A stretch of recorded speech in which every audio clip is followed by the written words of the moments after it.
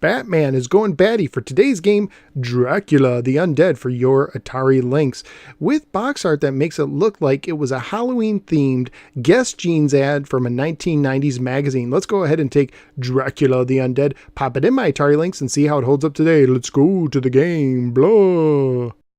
Dracula The Undead was published by Atari and carries a copyright year of 1992. It was made by Handmade Software, who also made Kasumi Ninja for the Atari Jaguar. According to the manual, you are Jonathan Harker, a young English solicitor sent to Transylvania to see Count Dracula. You have with you the legal documents for Dracula to buy a mansion in London, where he plans to take up residence. The house is in Carfax, which meets his strange request to be centuries old with its own graveyard and a disused chapel. And so it is that on a dark, rainy night filled with the sounds of howling wolves, you are welcome to Dracula's dark castle. You immediately realize it is a sinister place full of lurking danger, and the worst danger is the Count himself. You try to leave, but all the exits are locked. You must explore the castle and learn its secrets, then find a way out so you can destroy Count Dracula. But you must hurry. Dracula's 3 brides wish to invite you for dinner. The main course, Blood of Harker. Dracula the Undead is an adventure game for one player only and has one standard mode of difficulty. The game plays kind of like a point-and-click adventure game modified for the Lynx, where you move your character instead of a cursor. You move your character with the D-pad, you press the B button to enter the action/inventory screen on the bottom of your screen. When in this screen, you can use the D-pad to point towards an action word on the left, such as use, get, climb, turn, examine, open, close, and talk to, or to point to an object on the right side. The objects on the right side can either consist of something in your inventory, such as a key, or something you are standing near, such as a door, table, or window. Once you select what you want, such as open door, you press A to try to perform that action. Sometimes you can combine 2 items to use together, such as use a key on the door or use oil with the lantern. At other times, you will also be required to climb along the side of the castle wall, navigating with your D-pad. The game actually contains 3 basic endings, one where you die at the hands of Dracula. If this happens, you must restart your game at the beginning since there is no save or password feature. There are also 2 different endings if you manage to escape the castle. In both you do escape, but only in one do you defeat Dracula.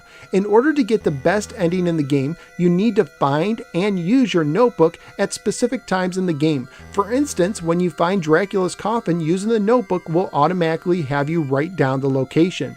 Graphically speaking, I really like the use of the browns, giving the game an old photograph sepia style look. Sound and music wise, the game has some nice lightning crashing sounds and a wonderfully creepy soundtrack, although it does repeat quite a bit. Family friendly wise, the cover states that this game is for ages 14 and up, even though there isn't any on-screen violence in the game, and not much blood in the game either due to the brown color scheme used, but the brides of Dracula do have some pretty low-cut clothing. If it was rated today, it might get either an E10 and up rating or a T for teen rating. At the time I researched on eBay, including shipping, only new copies had sold for anywhere from $24 to $34. So what do I think of Dracula the Undead on the Atari Lynx? First of all, let me start by saying that this is one of the best looking games on the system and has some nice music too. I also enjoyed this style of game, although there were a couple times I got stuck and needed to reference a guide. In one instance, I missed a switch simply because it blended in too much due to the color scheme. I will say I didn't care much for climbing along the wall of the castle. I don't mind doing it once or twice, but you will need to do this several times in the game, and it is a pretty slow-paced process each time. In the end, I felt like I spent about a quarter of the game just going back and forth on the wall. Even your character himself says he hates going on it. But the biggest problem with the game is its short length. Apparently the developer wanted the game to cover the full book, but they weren't granted enough memory on the cartridge to do so. And playing it, it does feel like they set up the game to have more areas to explore and more to do in it, but they had to stop short.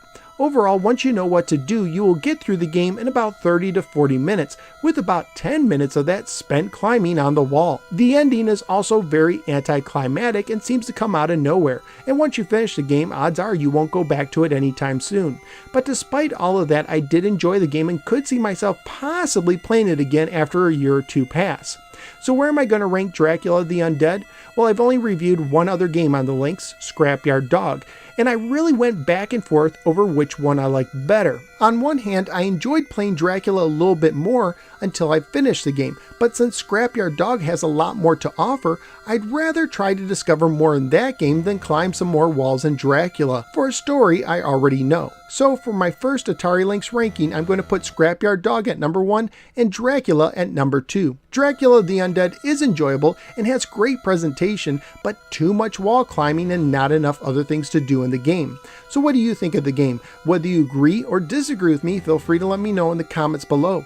Also feel free to click like and subscribe and follow me both on the Facebook or the Twitter. I'm also a member of the Retro Junkies Network. At this time, I'd like to thank the extraordinary Matthew for supporting the show through Patreon. Thank you, Matthew. If you appreciate the work I do, please consider joining the League of Extraordinary Patreon Supporters by signing up at patreon.com/NoSwearGamer. Thank you for giving me a little part of your day, and I look forward to seeing you next time on the next episode of the No Swear Gamer. Take care, and don't forget to put on your crucifix if you ever wake up in Castle Dracula.